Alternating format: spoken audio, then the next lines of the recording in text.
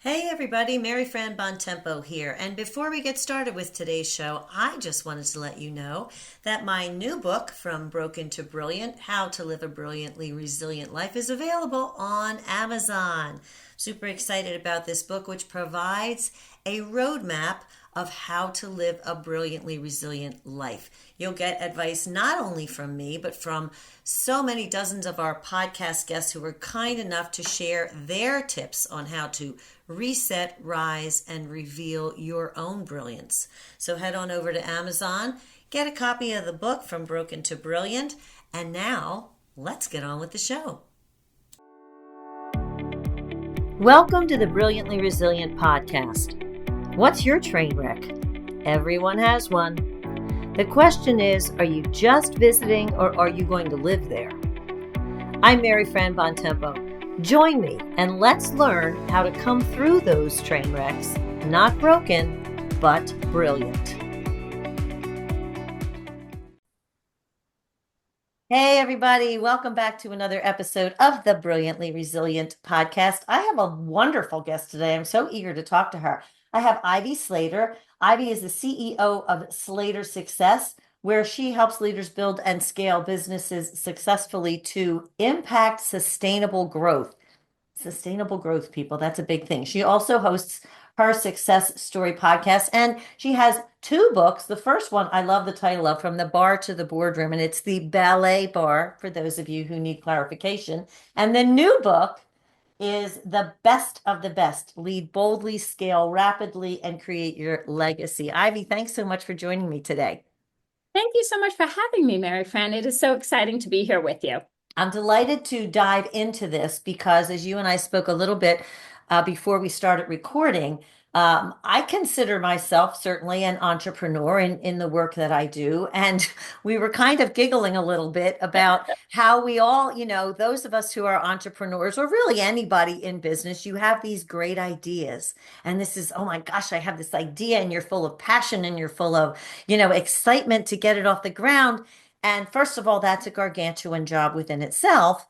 But then to make it grow, and this whole idea of a legacy, I never even thought about that. So let's just back into this a little bit. And Okay. how did you get to this point in your life? I know you have a resilience story as well. So if you want to share that, that's great.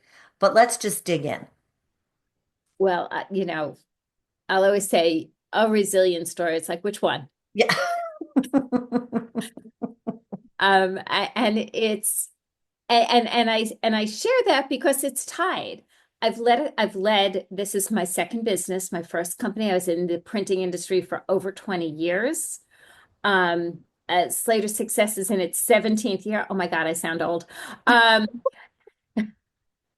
and with that is the long-term legacy of a business and the resilience you harness, you Hmm. embrace, you lead with to have that long-term legacy.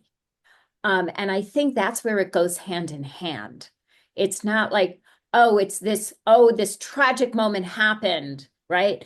And which resilient story do you want? Do you want the one from my 20s? Do you want the one from the 30s? Yeah, well, then there was the one, oh, well, no, there was the upper 30s. Maybe there was the 40s. Like, okay, should we talk about the 50s? Oh, and did you want to talk about COVID too? It's right. There's numerous times in leadership that is called for our resilience.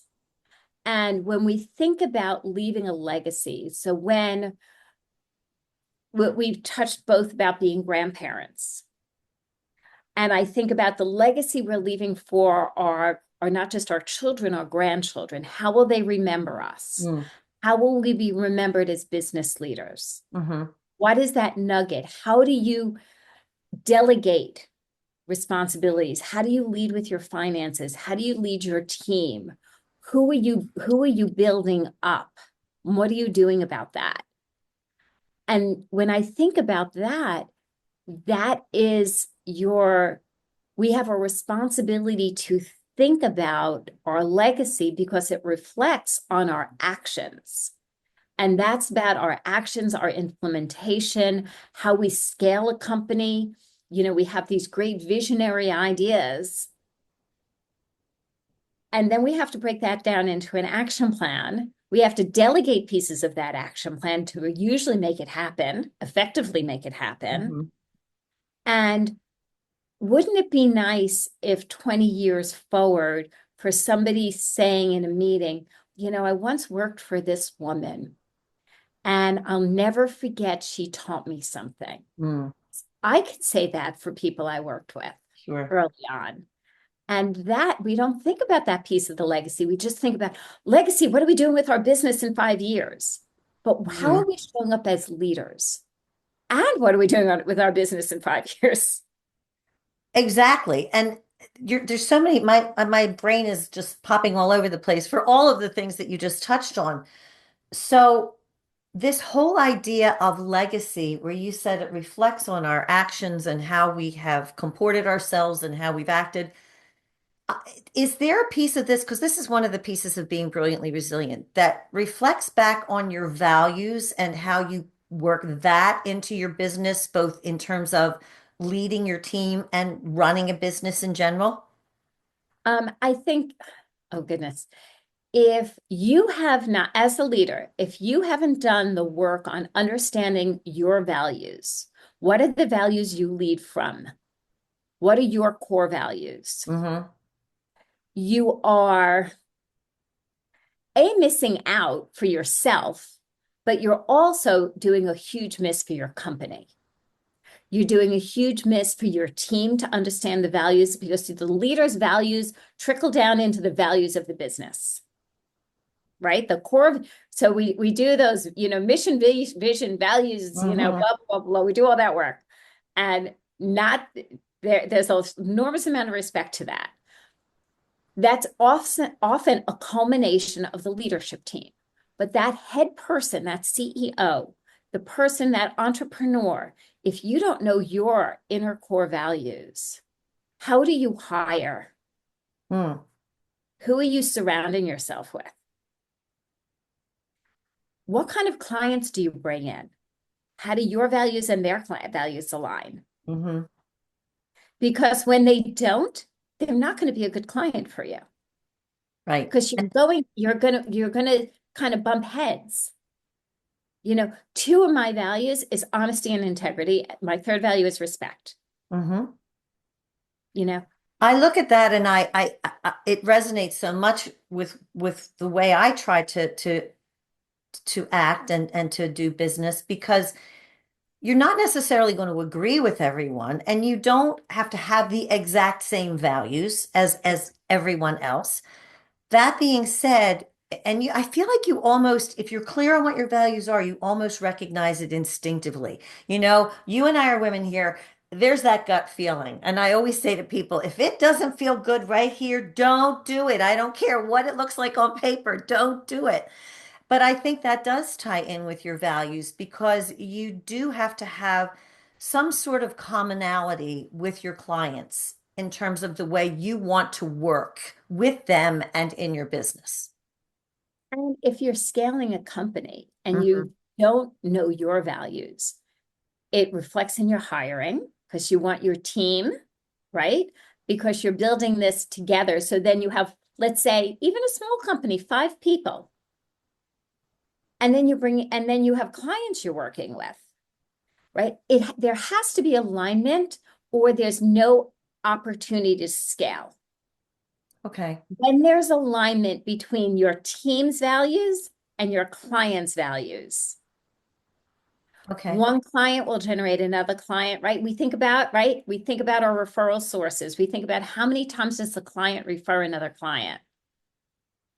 Well, and you talk also about this whole idea of relationship building, and that being a huge part of creating, scaling a business, continuing to be successful in terms of that whole long-term idea.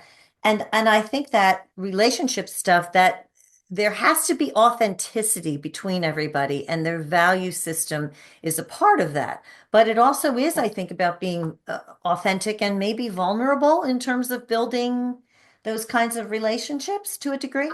Yeah, I want to share a story because I think the story is going to actually give the importance of this.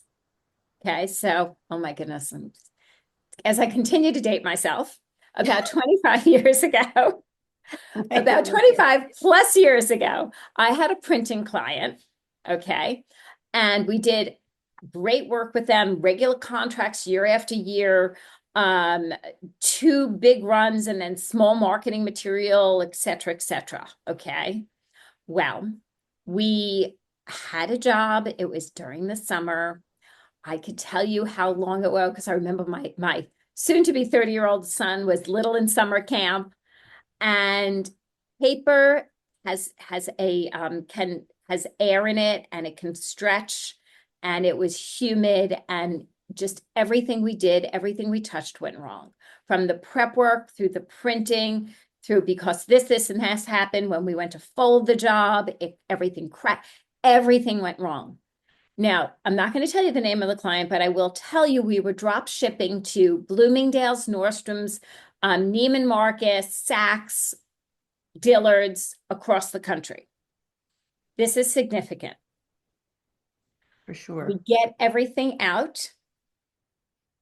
I do the bill, the invoice up.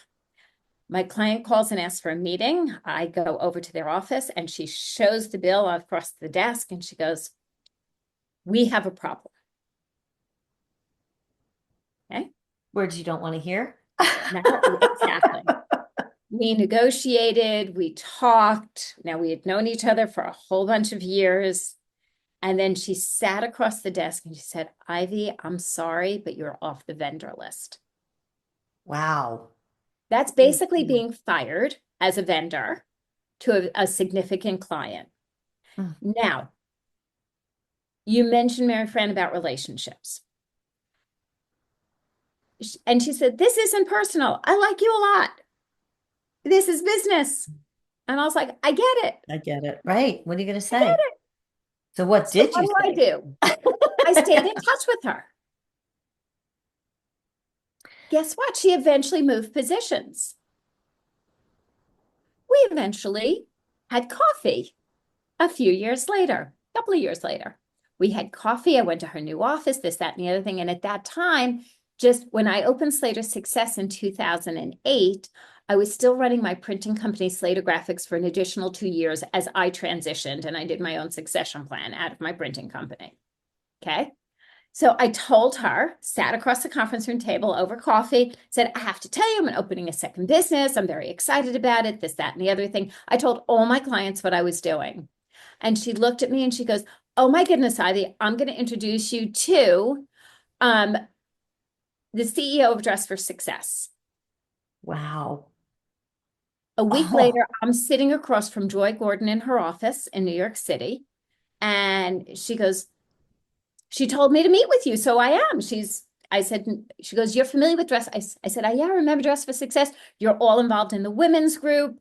You know, I remember doing some printing as a gift for you, blah, blah, blah, all of this." She goes, "Yeah, why don't you speak to the women's group? You have something to speak about, don't you?" I'm my like, "Of course I goodness. do." I had nothing, I'll get it together. zero. I went and figured Oh, it I've been out, there more than a few times. right? Sitting in front of Joy Gordon's desk.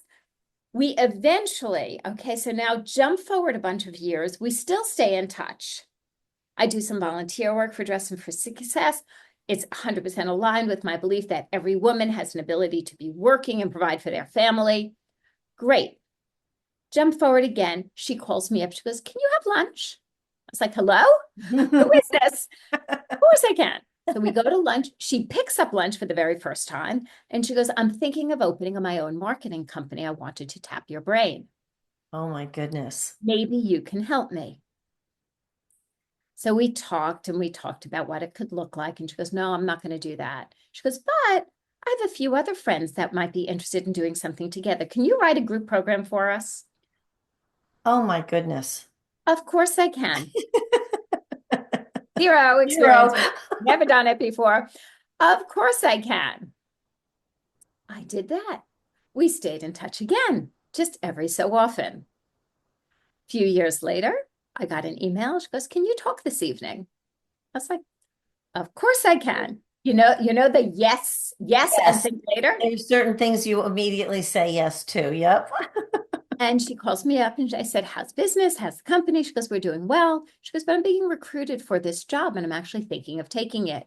I read all your newsletters, have for years, and you're always talking about women earning and stepping into their value. I know how passionate you are about it." I said, "Yes, I am very passionate about it."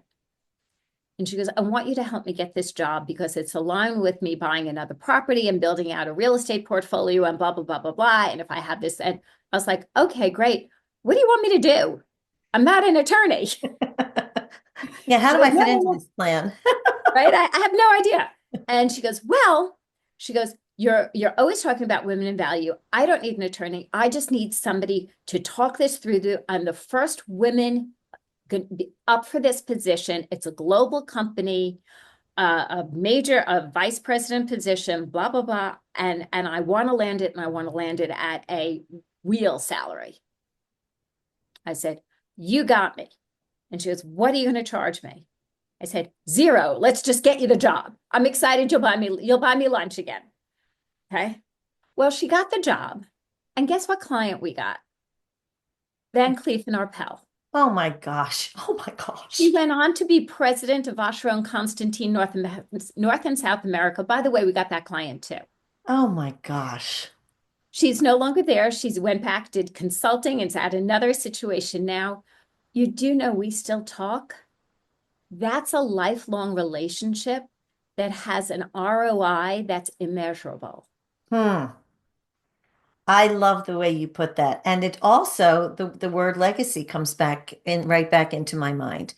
We think about legacy in terms of the completeness of our work and all that, but I think there can be legacies in other areas as well. And certainly in friendships and relationships. And when you were telling me about how everything kind of went south the first time, there was a piece of me that's like that was thinking you reacted with such grace in that moment and recognized that this person had nothing against you personally, and that was the way it was, where you could have, gotten angry, gotten upset, whatever. That never serves. It never serves. As business leaders, whether you're working for a company, whether you're leading your own company, when you respond with an emotional response, you're you're disserving yourself, and you don't get to look as brilliant as you truly are. So I will always say, take a breath, take three. Mm-hmm. Because, if you need to respond 24 hours later, everybody you should know yourself, know what works for you. I very often tell my clients, step outside and go walk around the block. If you're Mm-hmm. in a city, walk around the block. If you work from home, walk around your house. Walk around the block, walk around your home. I don't care. Step outside, take a walk, clear your head, and look at whatever the situation is from a fresh perspective. If you're still stuck, reach out to a trusted advisor, a trusted colleague to discuss, not to vent and yell, Mm-hmm. but to help ground, to approach something from a productive perspective. That idea of perspective is huge because clearly, especially when you've invested all of yourself into your work and your business and everything, there is a part of you that, I mean, naturally we're human, that our personal, we get wounded when things sort of don't go our way. But I think there's an element of having to step back and see the other person's perspective. And also, it's never a bad thing to salvage what was once a good relationship. So in business, you don't want to throw the baby out with the bathwater. You don't want to Bathwater. burn the bridge. Yeah, it just because you just never know. So I think if you, to your point, conduct yourself with grace and perspective and accept, again, things happen in business. There are failures, there are problems. Again, that's something I want to talk to you about, how you lead when things are going tough in business. But, to finish off that last point, you still have to comport yourself as a leader in those moments. And that's not always easy, but I think it's something that can and should be learned. It is not easy. It is not easy. When you're dealing with things that are spinning, spinning. And I try, then I sometimes just say, so things are spinning right now, huh? Mhm. And as opposed to, I don't need to put out there they're spinning out of control or you feel it, right? Things are spinning, whatever it looks like. It could be a fun spin. I think of a little girl, spinning with the dress, and they spin, spin, spin until they fall down and they think it's hysterical. Right. And that's great, right? But it's spinning, right? So it doesn't have to be negative. It's just in a spin. What we want to do is we want to ground it. So that's how when things are challenging. So how do you, and gosh, I mean, heaven knows with the pandemic and this, and I mean, everything, the turmoil in the world and whatnot, what steps can you take as a leader, as an entrepreneur, regardless of the size of your business? What steps can you take when things are challenging to slow down the merry-go-round, even just enough to catch your breath? Maybe not the Yeah. brass ring, but just enough to catch your breath. Um, I've said numerous times, and I will always say, stop and take a breath. Walk away from your desk, walk away from your computer. Shift your perspective, which Mhm. means starts by shift your environment. That's a good point. Hmm. When we stay in the same environment, all we're doing is we are a horse in a horse race running with blinders getting to the finish line. That's all we see. We see only ahead of us. When we Hmm. want to shift our perspective, we need to open up our insight. What is potentially visible? How do we approach something differently? So I will say, get up, leave your desk. I always like to go outside, and I don't care if it's a snowstorm. I want the fresh air. I want to move a little bit. I want to shift my body, right? I want to walk around that block. I need to release the energy. I'm going a little woo, people. There's a very practical person who a strong belief in you take the woo and the practical, and it's a home run. Uh, I totally agree. Yeah, I totally yeah, agree. it's important, but you have to release the energy. You have to release where you're spinning from. You, I think people think that they have to own this in its totality. And yes, you do have to own the challenge and what you're going to do about it.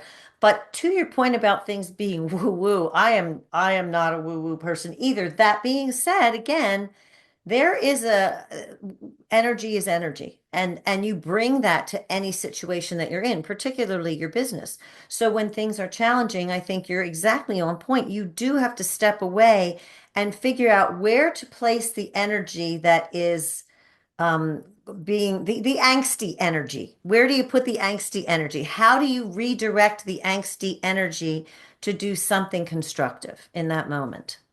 And so, I'll take you back many, many, many years ago. Okay. When we had a problem with printing job. Okay. When I had a problem with a client, uh, like my partner and I would say, like, come on, if you saw the other one in the spin, come on, we're getting out. We're going to take a walk. And we used to, in New York City, walk up Ninth Avenue and walk back Ninth Avenue. We just get out and take a walk. I remember a very, very specific, huge delivery problem with W Magazine back in the day. Okay, things had to be out of a meeting. There was problem. Things ran late. There was traffic. There was this, that, and the other thing. And it was just like, and I was troubleshooting by my wrong, troubleshooting by myself. What can I do? What can I do? What can I do? And all I could do is, what could I do? What could I do? What could I do? and I went into, my partner, I was like, oh my God, this is it. And the truck isn't available. And this is, and I can't, and everything was, I could not. I can't. This dot's not working, right? I could not see out of what wasn't working. And he looked at me and he goes, did you try a limo service? I said, excuse me? He goes, I get the trucks aren't available. He goes, you're not putting pallets, you have 4 cartons. Let's call a car service. Let's call a limo. And like, I was like, oh, Threw water all over you, didn't he? Calm but down, all I woman. could see, or I was that racehorse running with Yeah. blinders. Everything that wasn't going to work is the only thing that was in my vision. Mm-hmm. Every problem kept coming right back to me. Well, no, this is a problem, and this is a problem. Now, oh, the client's going to be upset, and now the client's boss is going to be upset. Now we're going to lose the right. I kept spinning, Right. and and I'll never forget. And I remember coming home that night. I'm like, oh my God, you wouldn't believe we sent this via limo. Because you did what? My husband's like, you did what via limo? You went in a limo? I was like, no, no, no. We sent the 4 cartons for the conference, just a small piece in a limo. He goes, that's a It's brilliant idea. genius. Well, and Brilliant. I think that the brilliance comes in those areas where I know people say you have to think out of the box and blah blah blah, but sometimes it really takes somebody else to go, well, why don't you just do it this way? And it's hard when you are in that moment of trying to solve a big problem to find the simple solution. Very often it's just a simple little tweak of the mindset and the perspective to your earlier point that Exactly. gets you over the finish line in a way that might be unconventional, but there's something interesting about that. Unconventional is good. Exactly. And, it's took by 100% me standing up, walking away from my desk, going to talk to somebody else, because when we're faced with an obstacle and we're Mhm. just looking at the obstacle, it doesn't disappear. Right. Right. And I think, when you have systems in place, and obviously you have to have systems in place, 100%. but you also have to recognize that sometimes those systems are not going to serve you in the way that they always have. So you have to be able to step away and, again, to your earlier point, don't try to figure this out alone. Sometimes you have to ask somebody who is a completely different space than you, "Well, what do you think about this?" And they come up with this brilliant, simple solution because they're not stuck on the systems. They're trying to get to the end of the game, and that may be able to happen in different ways, but we have systems in place and we think we have to do it the way the system says. It's funny. I could tell you, years ago, I remember being on a driving trip with my son looking at colleges. Okay. And we were driving around upstate New York looking at colleges, and he was raised in New York City. So this was an opportunity to give him driving experience as well, like parkway driving. And upstate New York at 2 o'clock in the afternoon, we were the only people on the road. It was a perfect opportunity. Okay. And I got a business call, and I looked around. I was like, okay, I can take this. He's good. Um, and I handled the call, and we pulled in somewhere, and I was like, do you have any questions? And I thought I was like kind of referencing the driving, and he's like, no, I listened to your call through you. He goes, basically, the concept was go big or go home. I was like, out of the mouths of babes. So it's not always, it doesn't have to be a professional peer, right? Yes. It's sometimes a simple, different perspective. It, You don't have to call this one or that one, and I can't reach this expert or that expert. I need an expert, right? Just somebody with an open mind, different perspective. And I'll always say, like, your best resources show up with an open mind and an open heart to see things from an unbiased opportunity. I like that unbiased opportunity. That again, all of our lives and our perspective and all that made up of our experience, our knowledge, all those things. But sometimes we can get stuck in those spots. So that's why this whole idea about building relationships and that earlier story that you told about a woman who was really went through a bunch of iterations in her own life and in her own career. You just really never know when something that you're doing or that someone else is doing is going to resonate and those pieces are going to fit together again. So I kind of want to get into the book now and talk about how this, because all of this to me goes back to scaling. This idea of scaling, when I think of scaling with business, you think about building the business and the bottom line and all that kind of stuff. But there are a lot of offshoots to scaling. There's scaling relationships, there's scaling your business, there's scaling your credibility, there's scaling your reputation. All of those things are part of scaling. And it sounds like you have a that big perspective on it. Is that accurate? I believe so. I think to say it simply, or at least try to say it simply, attempt to say it simply, um, we can go big or go home, right? We can play a big game, we can play a small game. And it doesn't matter how smaller your company is or how big your company is. You could still play a small game or play a big game.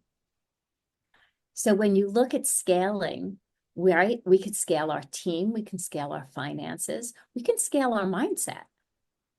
Hmm. Great leadership starts with leading with a mindset that's scalable, right? Being Hmm. willing to see things bigger, see things differently. What would this look like if? What would this look like if?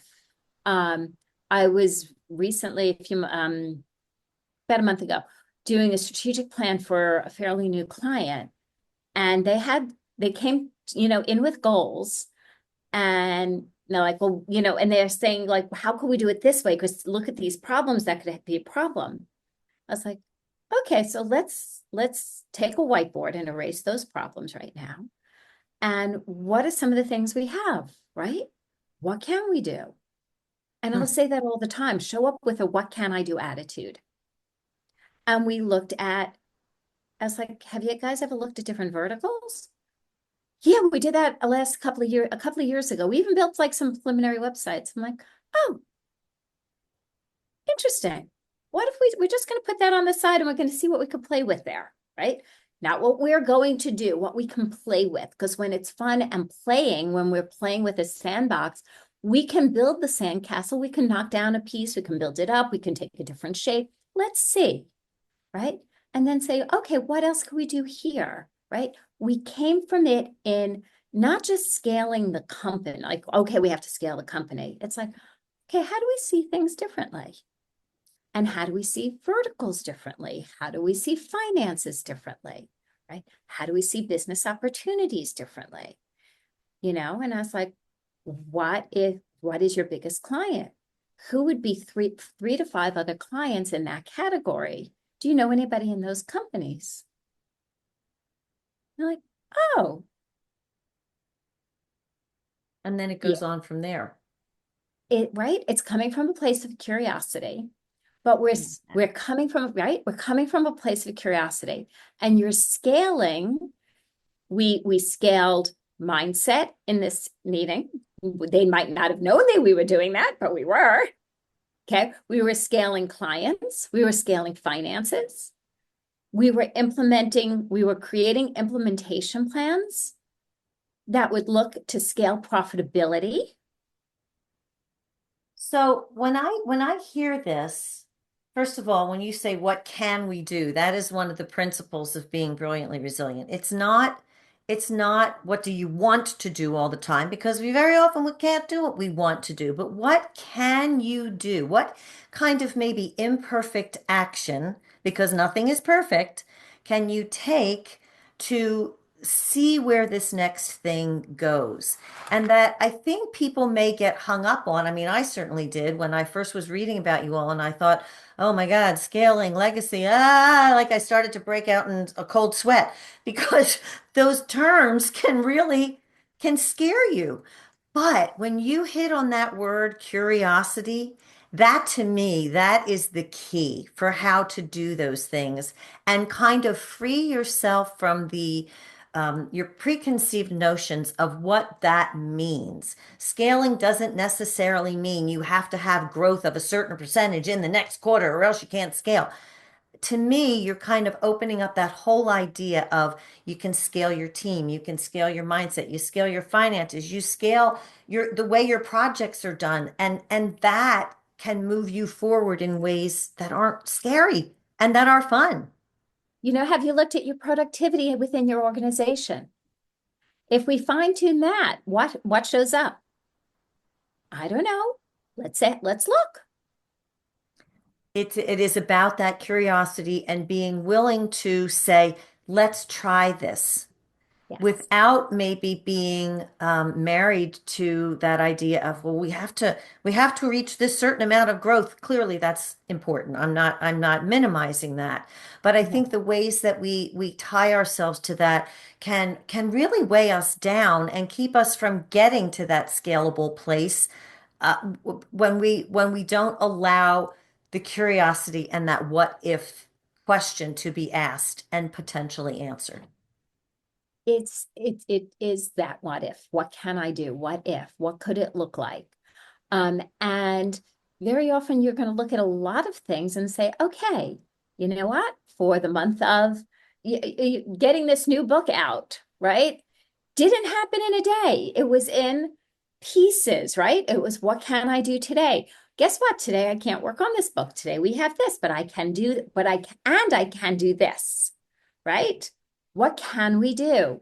Um, Scaling is not always about doubling your income, doubling your people, doubling your marketing.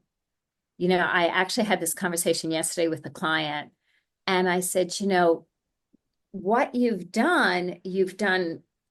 implemented this, and this in the last year and a half when we've worked together.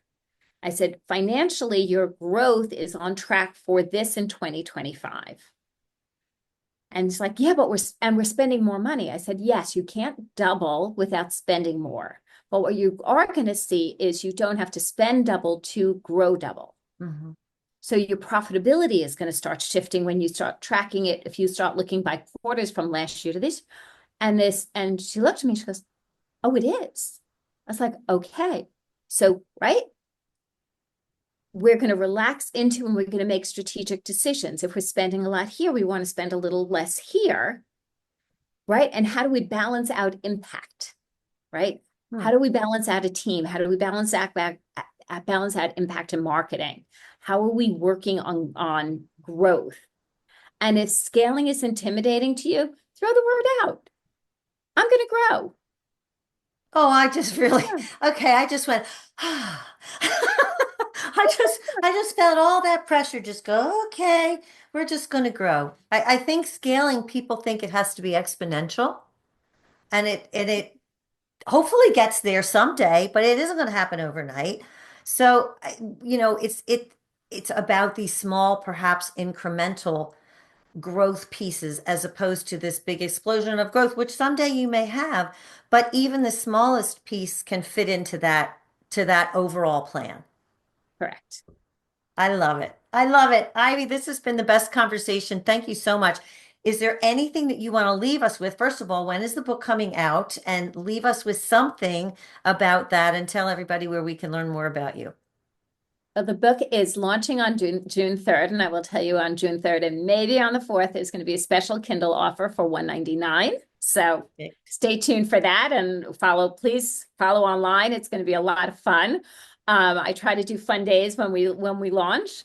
Um, and most importantly, the going back to integrity, when I decided to do this book, I said it's important for it to be relatable, for it to be simple, Mm, doable. So every chapter has a worksheet.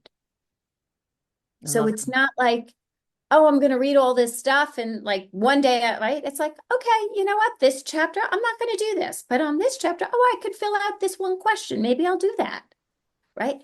We have the respect for yourself, going back to that core value, to show up and do something, and don't judge yourself or compare like we talked about before. if it's helpful, do me a favor, let me know. I want to know. Right. I love this. And I This want is to know what was it that was helpful to you? What did you find helpful? at what pieces of it, because as at Exactly. the end of the day, this is about putting pieces together, and some pieces are going to work for some people and they're not going to work for other people, and even for yourself it might not work today, but another month from now or whatever, it might be time for that. So I love the fact that there are workbook pieces and work and pages in this, because I find myself, when I reflect and when I write things down and when I process in that way, even if it goes out of my head the next minute, I have a record of that, and that's something that I can reference and go back to. So it's wisdom of yours that carries us through for the entire process of building our legacy and scaling. So thank you so much. I can't wait to read the book. Everybody, please, please, please learn more from Ivy. She's clearly an expert and a wonder at this. So I'm so appreciative of you. Thank you so much. I love being on Brilliantly Resilient because the title, your mission, what you're about is so important to be addressed out there. So thank you for doing this. It was my pleasure. And you certainly you ticked all those boxes. You ticked all the brilliance and all the resilience boxes. So thank you so much for that. And if you need a little bit more brilliance and resilience in your life, head on over to brilliantlyresilient.net. You can sign up for our email that comes out, our brilliance bits, which is aligned with the podcast. Ivy will be part of that when this episode airs. And thank you for joining us. We'll see you next time on the Brilliantly Resilient podcast. Bye. Thanks for tuning in to the Brilliantly Resilient podcast. Join our Facebook group and follow us on YouTube to be inspired with tools to reset, rise, and reveal your brilliance.